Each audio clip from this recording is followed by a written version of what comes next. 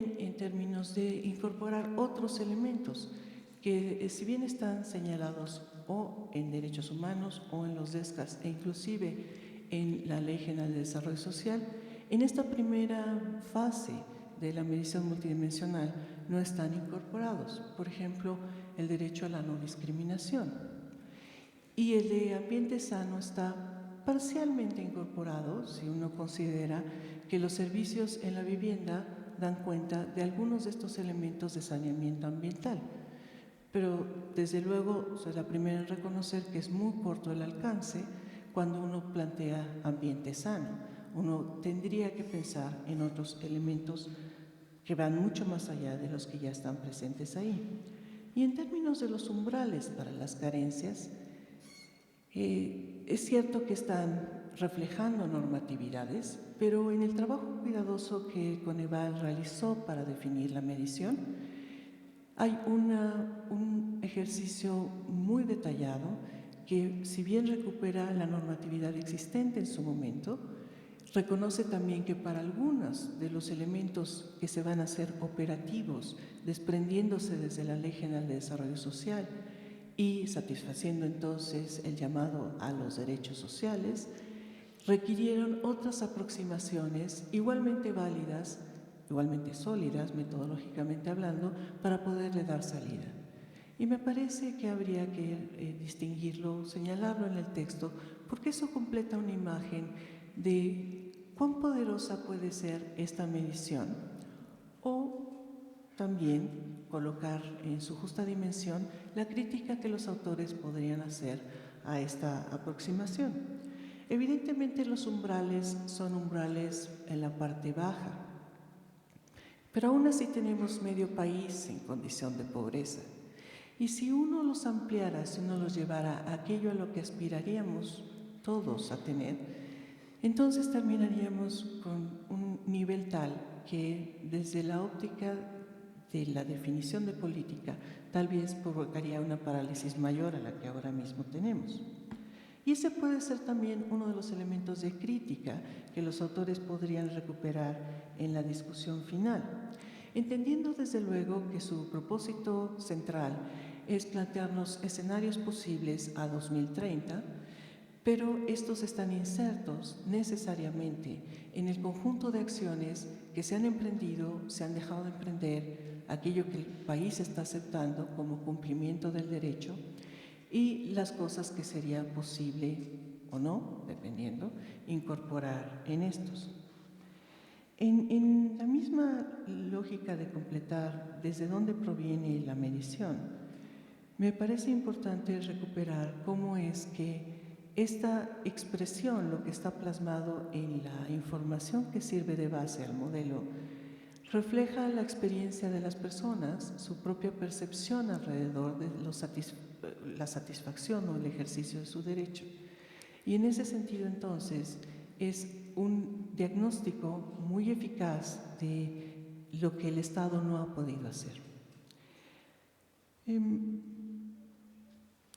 relación a los escenarios, entiendo que el tendencial nos sirve como un punto de referencia, un elemento que nos permite juzgar dónde estaría la situación, qué tan grave sería si no intervenimos, e inclusive si sigue tal cual. Pero el espacio entre el segundo y el tercer escenario me parece que es tan distante el resultado que en realidad no nos permite apreciar el alcance del último. Y sugeriría entonces la posibilidad de tener uno intermedio o inclusive de modificar el último para hacerlo algo más factible. Porque colocar las carencias a un nivel como el mínimo al que podrían llegar es la decisión muy legítima de los autores, pero que se presta a debate. Pero si nosotros nos imagináramos un ejercicio, por ejemplo, donde reconsidera cuál es la dinámica que han seguido las carencias, porque efectivamente no todas se mueven con la misma velocidad, no todas requieren acciones de la misma naturaleza, algunas son sin retroceso y otras son fácilmente perdibles bajo un evento concreto, como puede ser un fenómeno hidrometeorológico.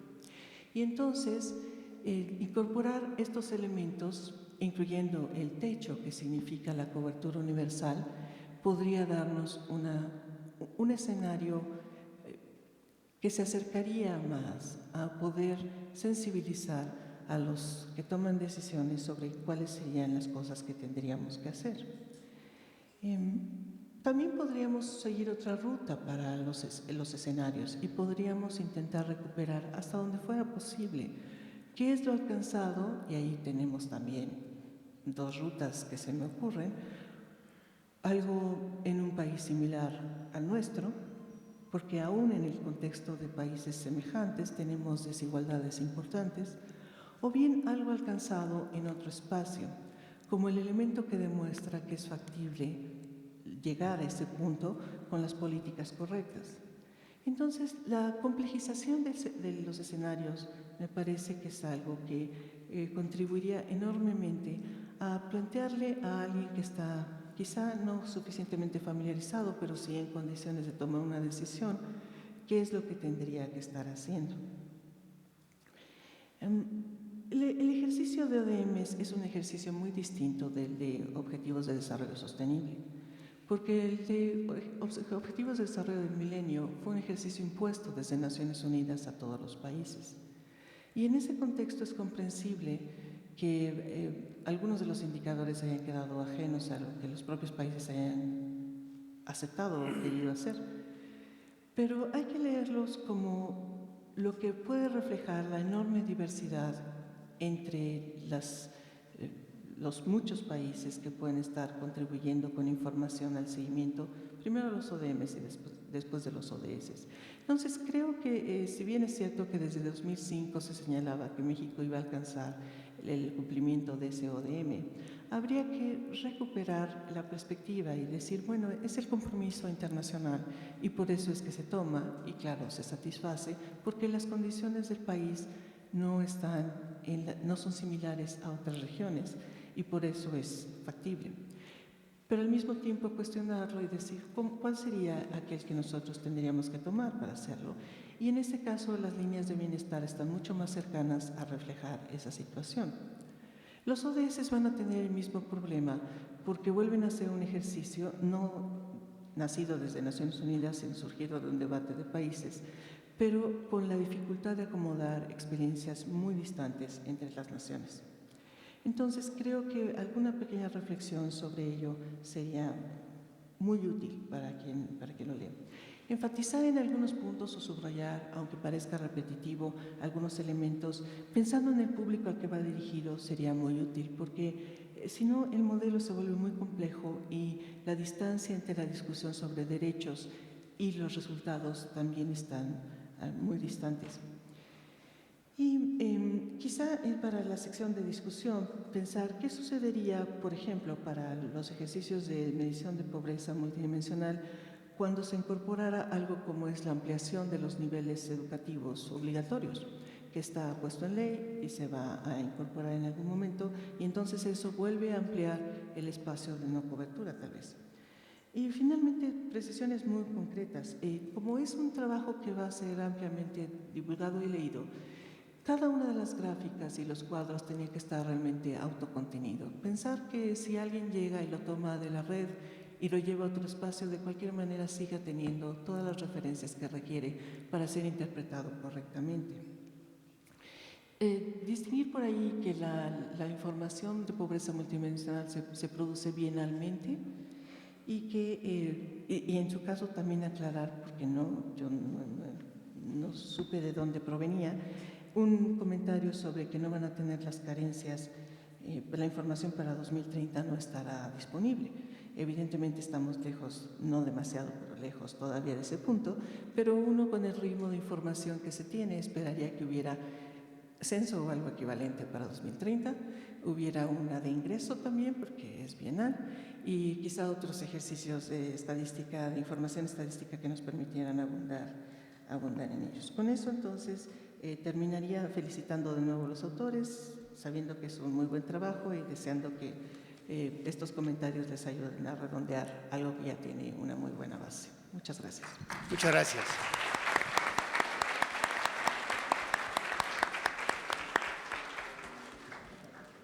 Muchas gracias. Como ustedes pueden ver, tanto nuestros ponentes como nuestros comentaristas se han apegado a los tiempos programados, de manera que tenemos un espacio suficiente para poder tener una dinámica con los asistentes, si así lo desean. No sé si hay preguntas escritas que quieran transmitir.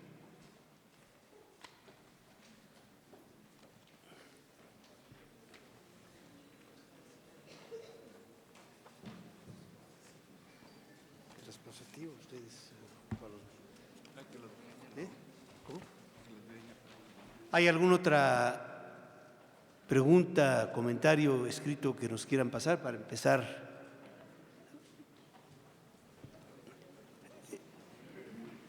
Si les parece bien, la mecánica que vamos a seguir es darle el uso de la palabra a Delfino y a Ileana, y posteriormente, después de su reacción de ellos, podríamos abrir un espacio para intervenciones verbales y, en su caso, para nuestros comentaristas que quieran adicionar algo. ¿Sí? Comenzamos por… ¿Bien?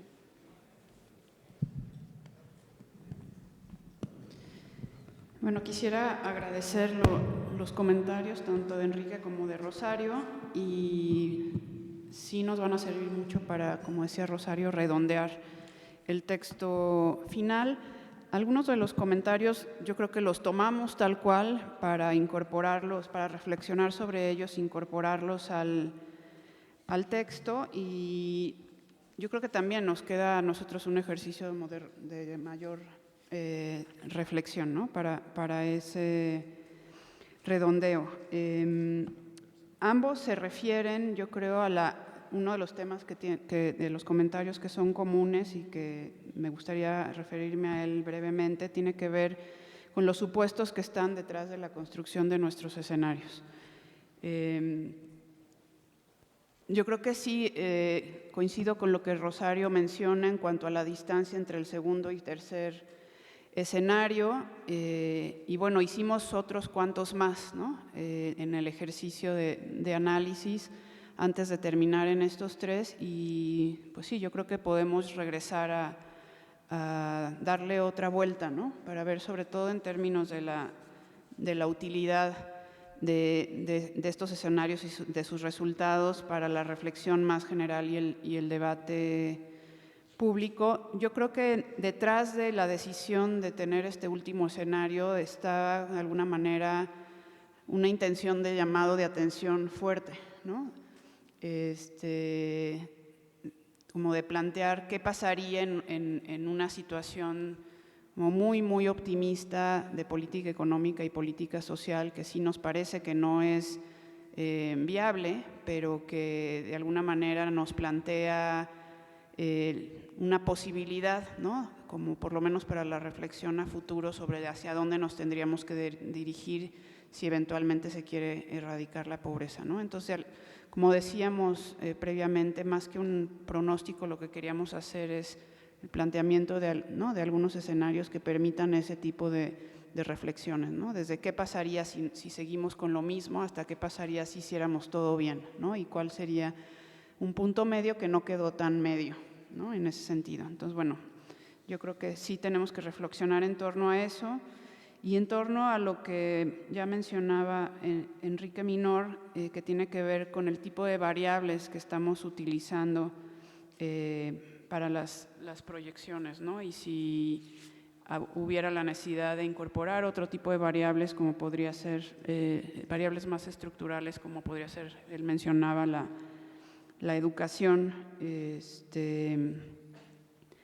quizá ahí tendríamos que pensar en un análisis distinto al que estamos realizando y podría ser parte de un trabajo hacia adelante, ¿no? Pensaría yo, que pudiéramos modelar este tipo de trayectorias de la incidencia de la pobreza a partir de un conjunto de factores más amplios que van más allá del propio ingreso y la evolución de las carencias. Pero bueno, en relación con sus comentarios, yo me quedo, ¿no? Nos quedamos todo el equipo con ellos para revisar desde detalles como frases específicas que mencionó Rosario, ciertos énfasis en relación con el enfoque de derechos, el autocontenido de las gráficas y aclaraciones puntuales que son necesarias para un público más amplio que no necesariamente está familiarizado con la propia metodología de medición de la pobreza y con la información estadística que se utiliza para hacer la medición. Ahora, tomo algunas de las preguntas que han venido del público. Una de ellas que dice, considerando los 3 escenarios propuestos, ¿qué tipo de medidas de política económica se visualizarían como optimistas? Algunas de las que nosotros mencionamos en el texto, que son, digamos que la parte en donde abordamos las políticas económicas es bastante general, o sea, no entramos en especificidades ¿no? como muy concretas, pero mencionamos, por ejemplo, la necesidad de enfrentar los desequilibrios externos. Justo se relaciona con uno de los comentarios de Enrique. La economía mexicana está muy ligada con lo que pasa en el exterior. Es difícil pensar que podemos sobrevivir a las crisis internacionales sin que eso nos afecte. ¿Qué necesitaríamos hacer como país para poder enfrentar este tipo de desequilibrios externos de una mejor manera, ¿no? Algunas de las cosas que sugerimos ahí: diversificar el mercado interno, reducir el déficit comercial, fortalecer el mercado interno. Algunas políticas adicionales tienen que ver con políticas de tipo contracíclico, una mayor recaudación fiscal que permita una mayor inversión pública productiva, y recortes en el gasto público menos drásticos de los que, ¿no? quizá estamos ya viendo actualmente, y también políticas de promoción de la inversión privada, ¿no? Y lo enuncio así de manera general, a ese nivel de generalidad es el que estamos planteando en el documento, y digamos que a partir de esta reflexión cabría entonces la necesidad de puntualizar un análisis, ¿no? más fino sobre el tipo de políticas específicas, tanto en el ámbito económico como en el ámbito social. Otra pregunta que dice: ¿cómo afectaría al estudio de la pobreza multidimensional la erradicación de la pobreza extrema, como lo señalan los ODS? Me imagino que se refiere a la erradicación de la pobreza medida por el umbral de 1.25 dólares. En realidad, digamos que son 2 mediciones que se mueven en paralelo. Una erradicación de la pobreza extrema medida a partir de este indicador nos hablaría de una mejora del ingreso de los hogares. Sin embargo, es posible pensar que esa mejoría no tendría que ser suficientemente grande como para que afecte los umbrales de pobreza, de la dimensión de ingresos de la pobreza multidimensional. Entonces, como vimos para el caso de los ODM, si bien hubo una reducción a la mitad de la pobreza por ingresos medida por ese indicador, eso no se reflejó ni siquiera en la medición de pobreza por ingresos de las líneas de pobreza oficiales para México. Entonces, no necesariamente el movimiento, la erradicación de un tipo de pobreza medida a través de ese indicador estaría relacionada con la reducción o llevaría a la reducción de la pobreza multidimensional, pensaría yo. Ahora otra pregunta que piden comentar: el reto metodológico de incorporar los derechos económicos, sociales, culturales y ambientales en lugar de los 6 derechos de la Ley General de Desarrollo Social en el cálculo presentado, ya que los ODS tienen un enfoque más incluyente de derechos humanos. Sí, y se refiere un poco a la discusión a la cual hacía referencia ya Rosario previamente.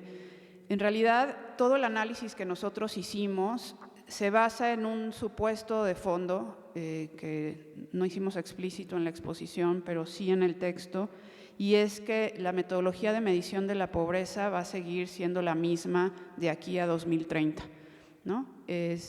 Sabemos que eso es posible que no sea el caso. Dentro del Coneval hay desde hace tiempo ya un esfuerzo importante y un ejercicio para valorar la incorporación, algunas modificaciones a esta metodología de medición de la pobreza, entre ellas la posible incorporación de algunas otras dimensiones de derechos. Por ejemplo, podríamos mencionar el derecho al trabajo, ¿no?, como uno de los que se han discutido, o al medio ambiente sano.